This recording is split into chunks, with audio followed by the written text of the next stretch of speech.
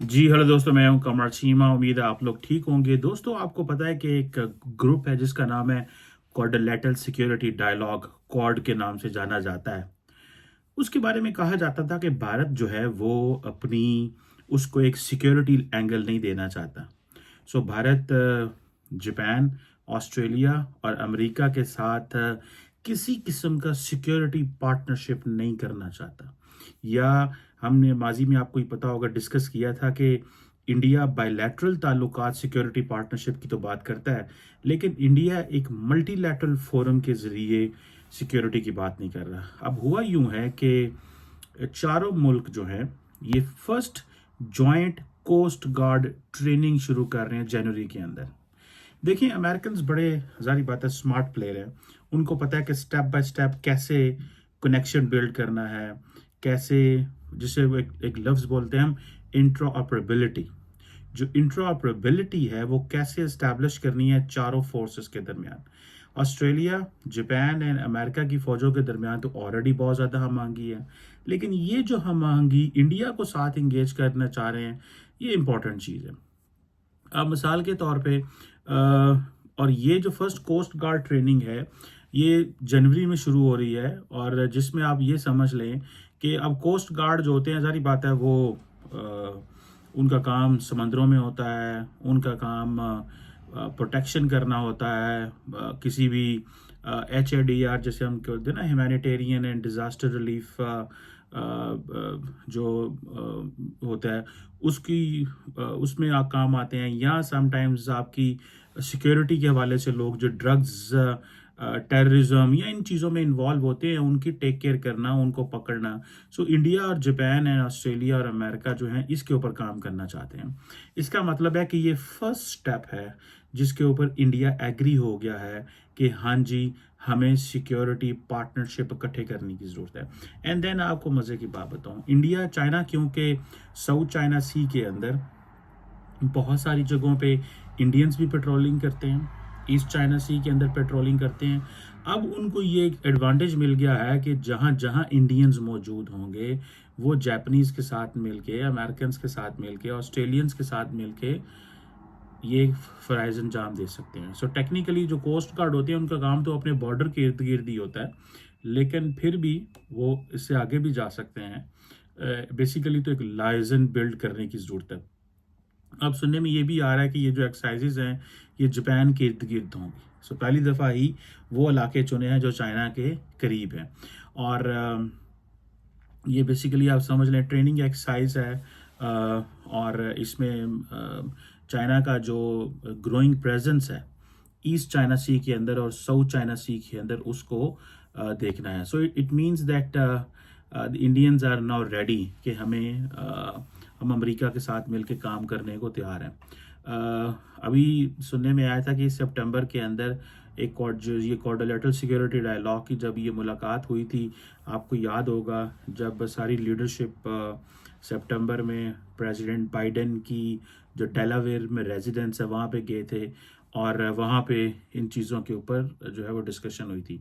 आपको याद है कि चाइनीज़ जो हैं वो अपनी बड़ी लंबी चौड़ी मैरीटाइम डिप्लॉयमेंट कर रहे हैं अराउंड ताइवान। सो चाइना ने बेसिकली जो और ये ताइवान ऑफिशियल इस पे बात भी कर चुके हैं कि जो लार्जेस्ट मैरीटाइम डिप्लॉयमेंट है इन रीसेंट मेमोरी वो चाइनीज़ ने अभी की है। और ये क्या है, ये बेसिकली एक इंटिमिडेशन है। सो मुझे ऐसे लग रहा है कि इंडियंस आहिस्ता आहिस्ता वो जो अमेरिकन फोल्ड है या उसमें आ रहे हैं, क्योंकि अमेरिकन ने वो जो टेक ट्रांसफ़र है, जो टेक्नोलॉजी ट्रांसफ़र है, वो स्लो कर दी। जब वो स्लो कर दी, उस तरह चीज़ें नहीं की, तो it means they are asking for more commitments, उनको ज़्यादा commitment. So starting it from the coast guard, उन्होंने कहा जी कोस्ट गार्ड से कर लें, ये कौन सी दूसरी फौज है। अच्छा, अब मैं मज़े की बात बताऊँ, एक होता है आपकी मैरीटाइम सिक्योरिटी, एक होता है कोस्ट गार्ड। बहुत सारे मुल्कों ने जो मैरीटाइम सिक्योरिटी होती है वो नेवी के पास होती है, और बहुत मुल्कों ने अपनी जो कोस्ट गार्ड है कई दफ़ा फौजों को भी दी होती है। जैसे पाकिस्तान जो है, इसकी जो कोस्ट गार्ड है वो आर्मी करती है, आर्मी के फ़राइज़ में आता है। हालांकि उनका काम नहीं है, लेकिन समहाउ वो करते हैं। और इसी तरह अगर आप देखें कि इंडिया के अंदर आई थिंक जो नेवी होगी वो ही कोस्ट गार्ड का भी काम कर रही होगी, और मैरीटाइम सिक्योरिटी का भी, पेट्रोलिंग का वही काम कर रही होगी। बहरहाल आप देखिए ना, जो चाइनीज जो हैं उन्होंने कहा जाता है कि तकरीबन तकरीबन 90 के करीब जो वेसल्स हैं और जो कोस्ट गार्ड शिप्स हैं वो डिप्लॉय की हैं अराउंड ताइवान। अब अमेरिकन यही चाहते हैं कि जब ये जो ताइवान के करीब की है, तो ये जारी बात है लार्जर साउथ चाइना सी के अंदर सम हाउ दे बिलीव कि ये एक हमें रिस्पांस तैयार करना है। और रिस्पांस जारी बात है, ताइवान की मदद को किसी ने भी नहीं आना, याद रखें। जैसे यूक्रेन की मदद को कोई भी नहीं आया, इसी तरह ताइवान की मदद में किसी भी ने नहीं आना। सो ये एक लंबी चौड़ी आप समझिएगा ये जो जंग है ये होगी। अब जो चाइनीज़ जो पीपल्स रिपब्लिकन जो चाइना है वो एक उसने प्रेशर बहुत डाला हुआ है ताइवान के ऊपर कि वो अमेरिका से मदद ना ले, जो एक्सटर्नल पावर्स हैं उसको इंगेज ना करें, वन चाइना पॉलिसी जो है उसको ही माना जाए, so on and so fourth.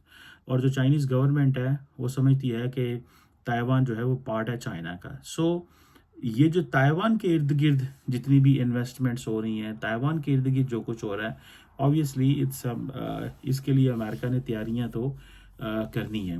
अब इंडियंस राज़ी हो गए हैं कि जी ठीक है जी, कोस्ट गार्ड की हम ट्रेनिंग करते हैं। कोस्ट गार्ड के बाद जारी बात है, इट मीन्स कि नेवी के लोगों की ही ट्रेनिंग होगी। With in navy maritime security force भी होती है, कोस्ट गार्ड भी होता है, डिफरेंट फोर्सेस होती हैं।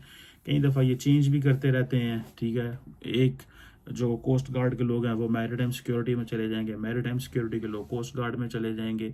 सो इसको जहन समझ लें कि now the Quad is getting a security component. Quad जो है वो सिक्योरिटी कंपोनेंट है। Maybe I am reading too much of the situation, but that's a fact. किसी को अच्छा लगे या बुरा लगे, लेकिन दिस इज़ अ फैक्ट कि सारे के सारे एक चीज़। और दूसरा ये है कि फॉर एग्जांपल ऑस्ट्रेलियंस हैं, ऑस्ट्रेलियंस क्या डिमांड करते हैं? ऑस्ट्रेलियंस कहते हैं जी कि फ्री एंड प्रिडिक्टेबल ट्रेड, जो कि जयशंकर का लफ्ज़ होते हैं कि जो सबसे इम्पॉर्टेंट चीज़ आज के ज़माने में है वो ये नहीं है कि आप मैन्युफैक्चर क्या कर रहे हैं। सबसे इम्पॉर्टेंट चीज़ ये है कि आप अगर कोई चीज़ मैन्युफैक्चर कर रहे हैं तो क्या आप उस सप्लाई चेन को मेंटेन कर सकते हैं, जो सप्लाई चेन रूट आपने इस्टेब्लिश किया।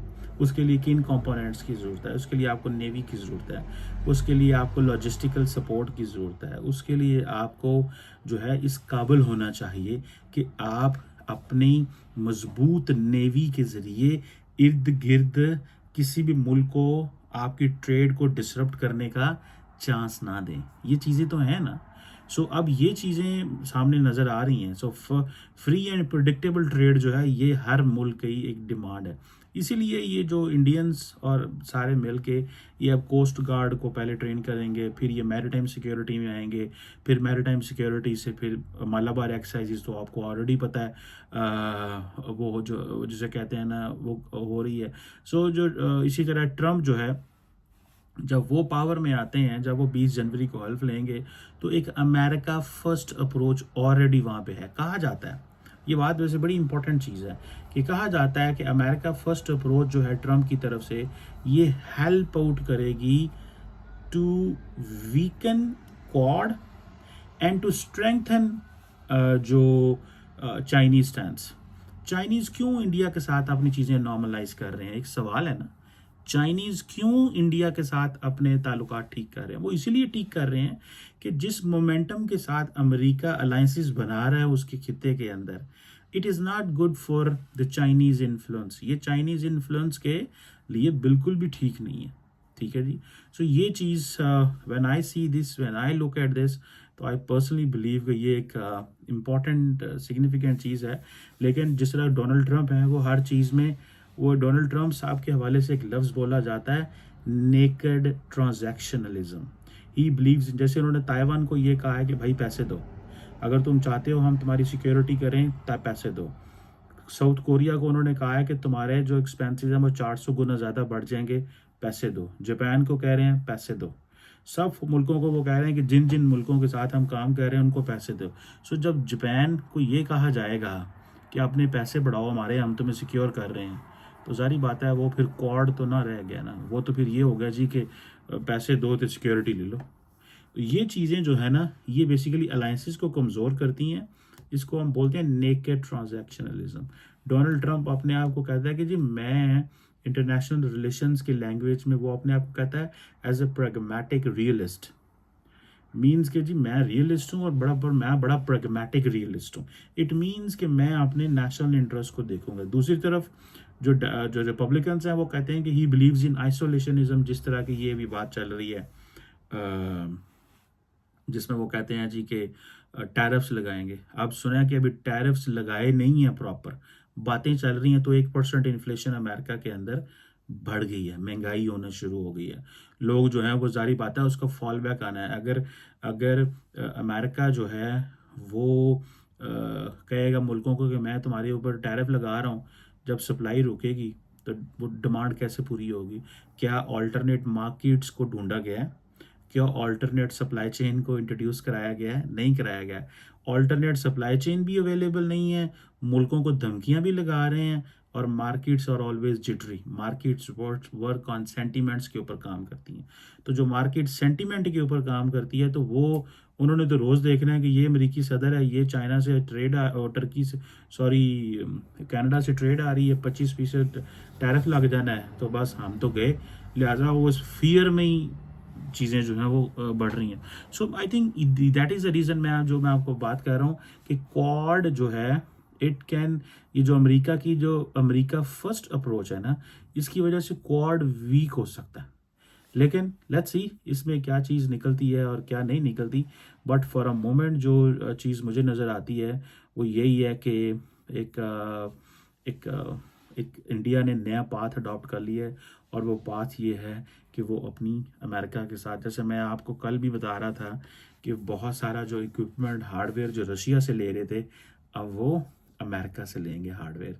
उसकी वजह है कि अगर वो हार्डवेयर अमेरिका से नहीं लेते तो वो they can't compete with the Chinese, क्योंकि रशियंस तो वो सप्लाई चेन को मेंटेन नहीं कर सकते, इन वो कर सकते हैं। सो ये चीज़ जो है वो मुझे, this is what I understand, this is what I believe in.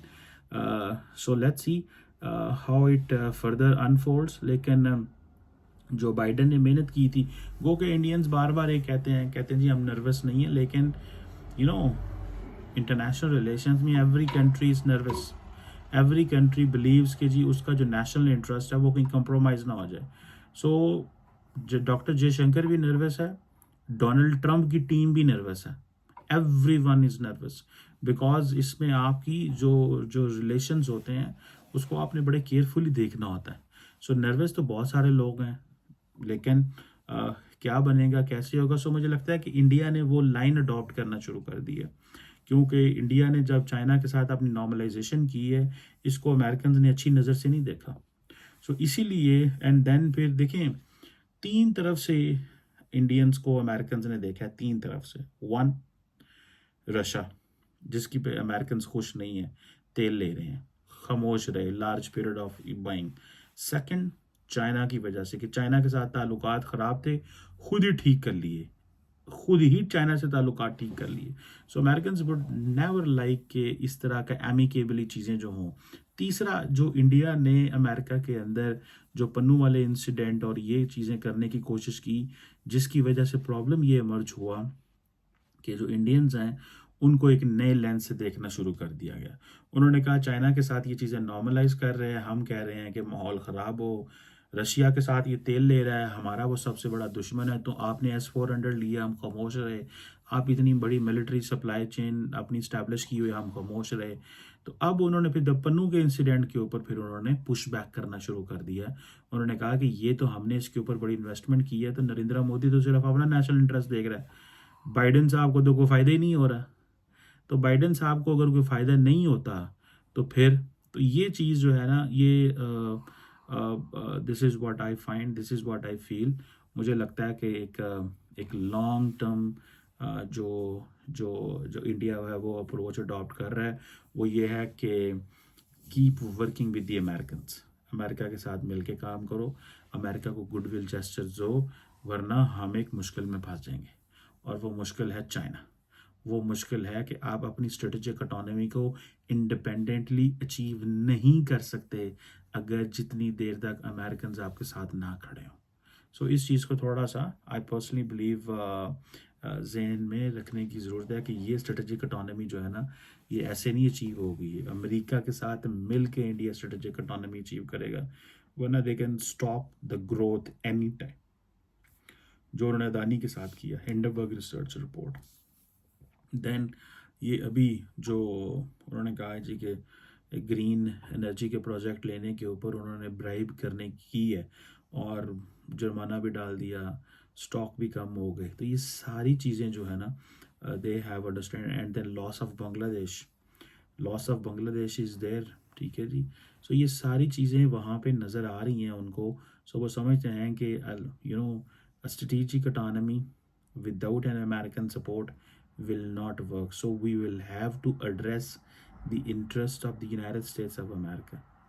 So अगर आप उस इन इंटरेस्ट को एड्रेस नहीं करेंगे तो then you are nowhere, you won't be an independent country. But let's see how it further goes, how it further unfolds. It's a tricky thing, but coast guard की training जो है ये first step है, याद रखें। अब step by step चीज़ें आपके सामने आएंगी। कल को ये मैरिटाइम सिक्योरिटी होगा, कल को ये नेवी होगा, कल को कुछ और होगा। मालाबार एक्सरसाइजेज आपको पहले ही पता है चल रही हैं। सो it means it's getting a security component. पहले इंडियंस एंड बाकी जो है वो इसको सिक्योरिटी कंपोनेंट नहीं मानते थे मालाबार एक्सरसाइज। वो कहते थे हम जी लार्जर एक एक्सरसाइज कर रहे हैं एंड ऑल दैट, लेकिन उसके अंदर वो एक इंटरऑपरेबिलिटी जो है वो स्टैब्लिश हो रही थी। Let's see what comes with this training of the coast guards.